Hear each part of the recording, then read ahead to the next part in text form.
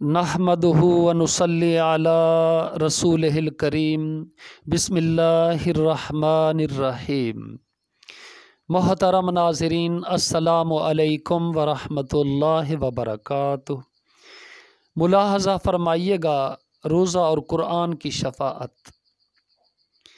بسم اللہ الرحمن الرحیم۔ ان عبد اللہ بن عمرو ان رسول اللہ صلی اللہ علیہ وسلم قال الصیام والقرآن یشفعان للعبد یقول الصیام ای رب انی منعته الطعام والشہوات بالنہار فشفعنی فیہ ویقول القرآن منعته النوم باللیل فشفعنی فیہ فیشفعان۔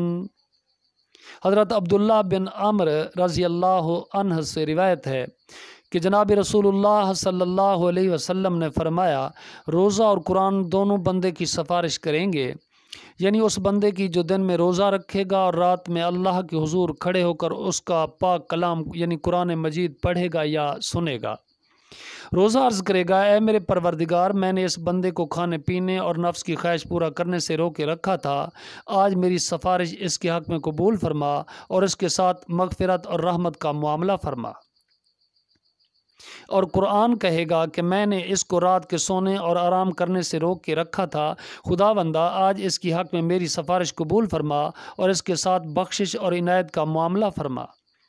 چنانچہ روزہ اور قرآن دونوں کی سفارش اس بندے کے حق میں قبول فرمائی جائے گی اور اس کے لیے جنت اور مغفرت کا فیصلہ فرما دیا جائے گا اور خاص مراحم خسروانہ سے اس کو نوازا جائے گا۔ محترم ناظرین، کیسے خوش نصیب ہیں وہ بندے جن کے حق میں ان کے روزوں کی اور نوافل میں ان کے پڑھے ہوئے یا سنے ہوئے قرآن پاک کی سفارش قبول ہوگی۔ یہ ان کے لیے کیسی مسرت اور فرحت کا وقت ہوگا۔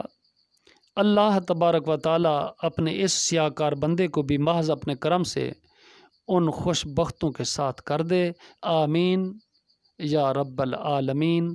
السلام علیکم ورحمۃ اللہ وبرکاتہ۔